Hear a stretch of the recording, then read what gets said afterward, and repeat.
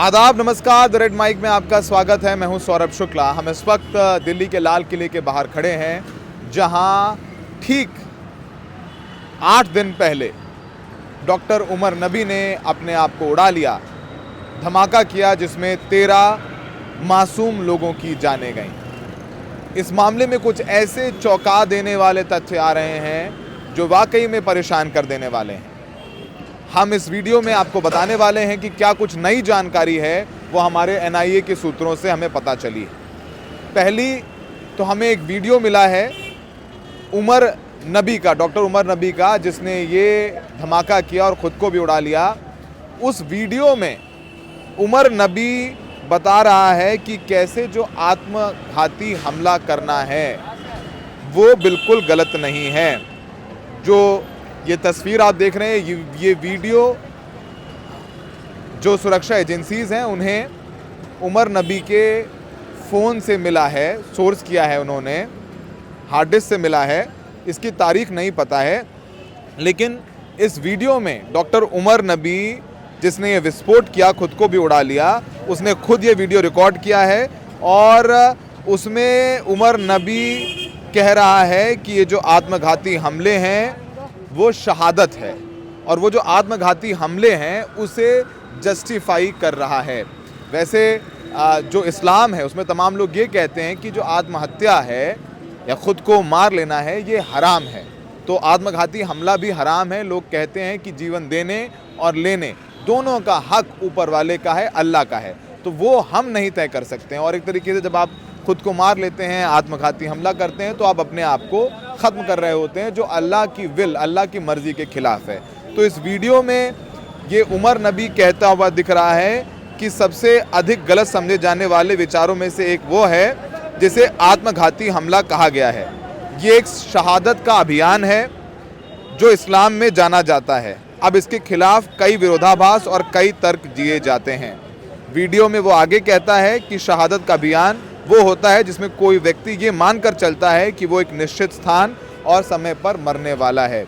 ये इंग्लिश में रिकॉर्ड किया हुआ वीडियो है, हम उसका ट्रांसलेशन भी चला रहे हैं, जिसमें वो कह रहा है कि सबसे अधिक गलत समझे जाने विचारों में से एक वो है जिसे आत्मघाती हमला कहा गया है। ये एक शहादत अभियान है जो इस्लाम में जाना जाता है। इसके खिलाफ और इसके पक्ष में तमाम विरोधाभास और तर्क दिए गए हैं, ये उमर नबी ने इस वीडियो में कहा है। आइए आपको ये वीडियो सुनवा देते हैं, अंग्रेज़ी में है, बगल में हम इसका ट्रांसलेशन भी चला रहे हैं।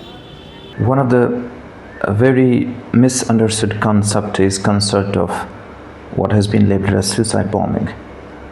It is martyrdom operations, and it is being known in Islam. There are multiple contraindications, there are multiple arguments that have been brought against it. Martyrdom operations: when a person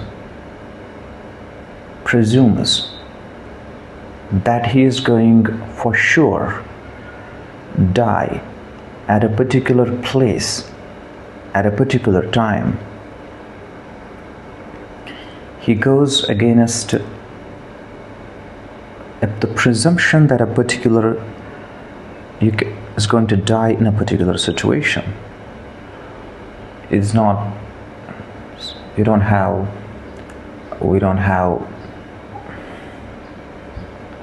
situation. आपने ये video सुना। अब इस video को सुनने के बाद हम आपको बताते हैं कि पूरी प्लानिंग क्या थी। जैसे जैसे एनआईए इस पूरे मामले में जांच कर रही है, कुछ ऐसे तथ्य निकल करके आ रहे हैं जो थोड़ा डरा देने वाले हैं। आपको बताएं कि आपको पता ही है कि जो डॉक्टर मुजम्मिल, जिसके घर फरीदाबाद में छापेमारी की जम्मू कश्मीर पुलिस और हरियाणा पुलिस ने, उसके घर से 2900 किलो विस्फोटक बरामद हुआ, अमोनियम नाइट्रेट बरामद हुआ। ये सब ये अमोनियम नाइट्रेट, ये विस्फोटक नो मेवात की ही एक फर्टिलाइज़र कंपनी और उसकी फैक्ट्री से ये लोग धीरे धीरे खरीद रहे थे। इन लोगों ने क्राउड फंडिंग की थी, 28 लाख रुपए जमा किए और उन्हीं पैसों से धीरे धीरे बोरे में भर के ये अमोनियम नाइट्रेट खरीद कर ला रहे थे। ये डॉक्टर मुजम्मिल है जो किंग पिन है, वो फ्लैट खरीद कर रखे ही हुआ था इस विस्फोटक को जमा करने के लिए। खुद वो अल फलाह यूनिवर्सिटी में रहता था, जहां वो और डॉक्टर उमर, जहां लाल किले में हम खड़े हुए हैं, इसी लाल किले में आकर वो लोग रेकी कर चुके थे और उनका प्लान था कि 26 जनवरी में ये लोग लाल किले में विस्फोट करेंगे। लेकिन 26 जनवरी को सुरक्षा व्यवस्था चाक चौबंद होती है, तो डॉक्टर उमर चाहता था कि 5 दिसंबर के दिन, माफ़ कीजिएगा 6 दिसंबर के दिन ये लोग सीरियल ब्लास्ट करें दिल्ली में। लेकिन जब डॉक्टर मुजम्मिल विस्फोटक के साथ पकड़ा गया तो डॉक्टर उमर घबरा गया और वो आनन फानन में पूरी दिल्ली घूमता रहा और 20 से 30 किलो अमोनियम नाइट्रेट लेकर के उसने जो रेड लाइट आप देख रहे हैं, इसी रेड लाइट पर अपने आप को उड़ा लिया। और जांच में ये पुष्टि हो गई है कि उसने डेटोनेटर लगाया था, डेटोनेटर लगाया हुआ था। और वो गाड़ी जो i20 कार थी, उसका मालिक आमिर भी पकड़ा गया है। तो उन्होंने उस गाड़ी को तैयार उस तरीके से किया था कि डिग्गी में विस्फोटक होगा या सीट के नीचे विस्फोटक होगा और तार से कनेक्ट करके एक बटन दबा करके उसको उड़ाया जा सके। तो बड़ा प्लान था, लेकिन जब पकड़ा गया, मंसूबे फेल होते हुए देखे तो उमर नबी ने अपने आप को उड़ा लिया। कुछ जानकारी और भी मिल रही हैं। एनआईए को ये भी पता चला है कि ये जो आत्मघाती हमलावर डॉक्टर उमर नबी है, उसका एक और साथी है जिसका नाम जसीर बिलाल वानी उर्फ दानिश है। दानिश जम्मू कश्मीर का रहने वाला है, अनंतनाग का रहने वाला है और उसे 4 दिन पहले हिरासत में ले लिया था, उससे पूछताछ की जा रही थी। उसके अनुसार दानिश जो है वो एक टेक्नीशियन है जो छोटे ड्रोन बना रहा था, छोटे छोटे ड्रोन बना रहा था और प्लान था कि छोटे छोटे ड्रोन में विस्फोटक डाल करके हमला किया जाए, ड्रोन से जो है विस्फोटक नीचे गिराया जाए, बम नीचे गिराया जाए, ये एक प्लानिंग कर रखे थे। हमने देखा है कि ड्रोन से जो है आंसू गैस के गोले छोड़े गए थे जब शंभू बॉर्डर पर किसान प्रदर्शन कर रहे थे। तो उसी तरह जैसे ड्रोन से आंसू गैस के गोले छोड़े जाते हैं, ये लोग विस्फोटक नीचे डालने की प्लानिंग कर रहे थे। ये सब कुछ जो है दानिश की गिरफ्तारी के बाद एनआईए को पता चला है और बताया जा रहा है कि डॉक्टर उमर को इसने टेक्निकल मदद दी और ये लोग छोटे रॉकेट भी तैयार करने की कोशिश कर रहे थे। जो एनआईए है उसके मुताबिक दानिश भीड़ भाड़ वाले इलाके में ड्रोन से बम गिराने की योजना पर काम कर रहा था ताकि ज़्यादा से ज़्यादा लोगों को नुकसान पहुंचाया जा सके, ये इनकी प्लानिंग थी। अब जो जानकारी मिली है उसके मुताबिक एक बड़ी बैटरी, कैमरे से लैस हैवी लोड ड्रोन तैयार कर रहा था जो भारी विस्फोटक उठा सकें, ये प्लानिंग थी। एनआईए इस मॉड्यूल के बाकी सदस्यों और तकनीकी सपोर्ट करने वालों की पहचान में जुट गया है। दरअसल 10 नवंबर को हुंडई i20 कार से 13 लोगों की मौत हुई थी, 2 लोग अभी गंभीर हैं और 20 से ज़्यादा घायल हैं। धमाके में जो गाड़ी i20 है वो आमिर राशिद अली की है, उसे भी एनआईए पूछताछ कर रहा है और एजेंसी के मुताबिक पंपोर का निवासी आमिर वही शख्स है जिससे डॉक्टर उमर ने आखिरी बार बात की थी। धमाके में इस्तेमाल i20 कार उमर के नाम पर रजिस्टर्ड थी और उसे खरीदने के लिए वो दिल्ली आया था। आमिर को रविवार को दिल्ली से गिरफ्तार किया गया और अब तक लगातार इन लोगों से पूछताछ चल रही है। तो ये जानकारी अब देखिए, यहाँ पर जो सड़क बंद थी वो खोल दी गई है, ट्रैफिक पूरी तरीके से नॉर्मल नज़र आएगा। लेकिन सोचिए कि जहाँ हम खड़े हैं ब्लास्ट यहाँ हुआ था, ठीक यहाँ पर जहाँ ये बस जा रही है उसके चीथड़े जो हैं वो लोगों के जो मानव अंग है उसके चीथड़े जो है कई 100 मीटर दूर गौरी शंकर मंदिर है, वहाँ जैन मंदिर है, उन मंदिरों तक जो है मानव अंग के चीथड़े जो है उड़ करके गए थे। तो सोचिए कि जो ब्लास्ट की इंटेंसिटी थी वो कितनी ज़बरदस्त रही होगी। तो इस मामले में लगातार गिरफ्तारियां चल रही हैं। डॉक्टर शाहीन शाहिद, डॉक्टर आदिल और हमने कल बताया था डॉक्टर प्रियंका शर्मा से भी पूछताछ की गई। डॉक्टर प्रियंका शर्मा झज्जर की रहने वाली है, वो अनंतनाग मेडिकल कॉलेज में एमडी की पढ़ाई कर रही थी और वो डॉक्टर आदिल के संपर्क में थी जिसको गिरफ्तार किया गया है। डॉक्टर आदिल भी इन जो डॉक्टर उमर और डॉक्टर मुजम्मिल के नेटवर्क में शामिल था। तो डॉक्टर प्रियंका शर्मा को पूछताछ के बाद छोड़ दिया गया है। उसके फ़ोन को ज़रूर जब्त कर लिया गया है जिससे कुछ डेटा निकाला जा सके।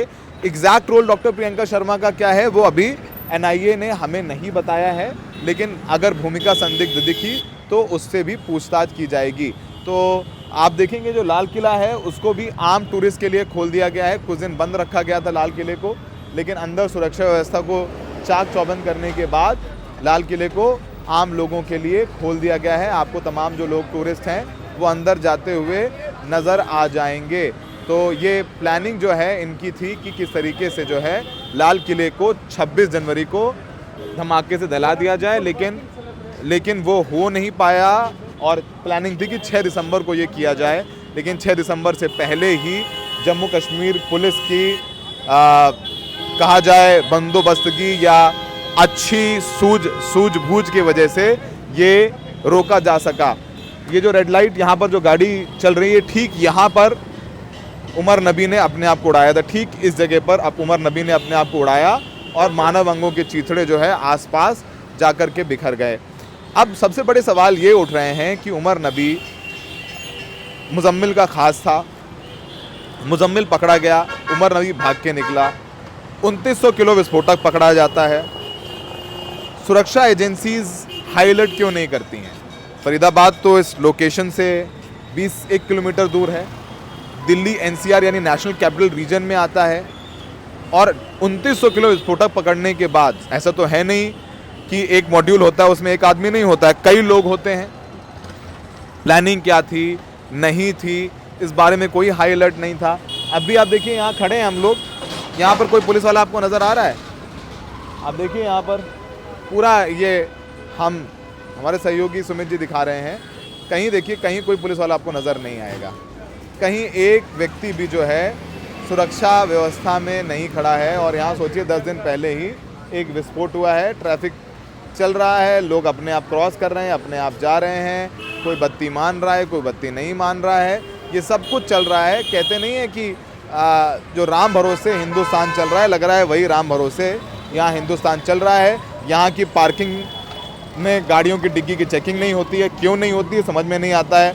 आप मॉल जाते हैं, आप सिनेमा हॉल जाते हैं तो अपनी डिग्गी गाड़ी के चेक कराते हैं, किसी को कोई दिक्कत नहीं है। तो यहाँ पार्किंग जो सेंसिटिव एरियाज़ हैं, चाहे कनॉट प्लेस हो, चाहे लाल किला हो, चांदनी चौक हो, यहाँ की पार्किंग में डिग्गी क्यों नहीं चेक होती है? अगर ये डिग्गी चेक हो रही होती तो 13 लोगों की ज़िंदगियाँ नहीं जाती। ये भी एक बहुत बड़ा सवाल है और एक बहुत बड़ी चूक है उन तमाम एजेंसीज़ की जिनकी जिम्मेदारी है हमारी आपकी सुरक्षा करना। और अभी भी देख लीजिए यहाँ पर जहाँ तहाँ ऑटो खड़े हो रहे हैं, जहाँ तहाँ लोग गाड़ी पार्क कर दे रहे हैं, पुलिस के बैरिकेड हैं लेकिन वो किनारे हैं, ये पुलिस बूथ है, यहाँ कोई पुलिस वाला आपको नज़र नहीं आएगा, ये हकीकत है। तो आप अपनी सुरक्षा के खुद जिम्मेदार हैं।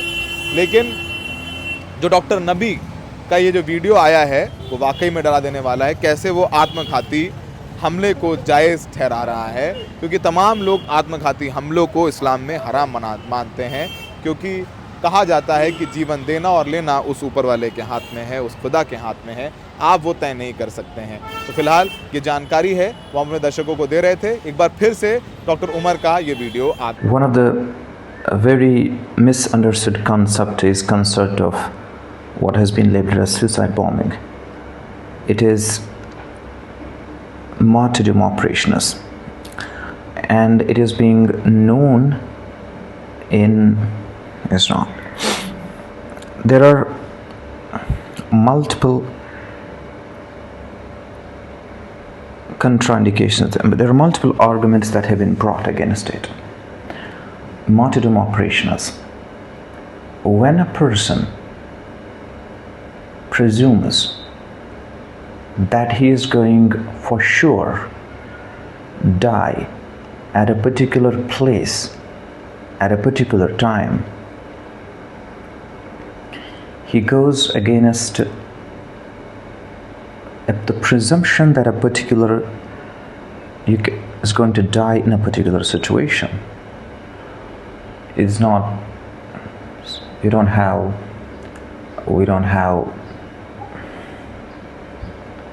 situation.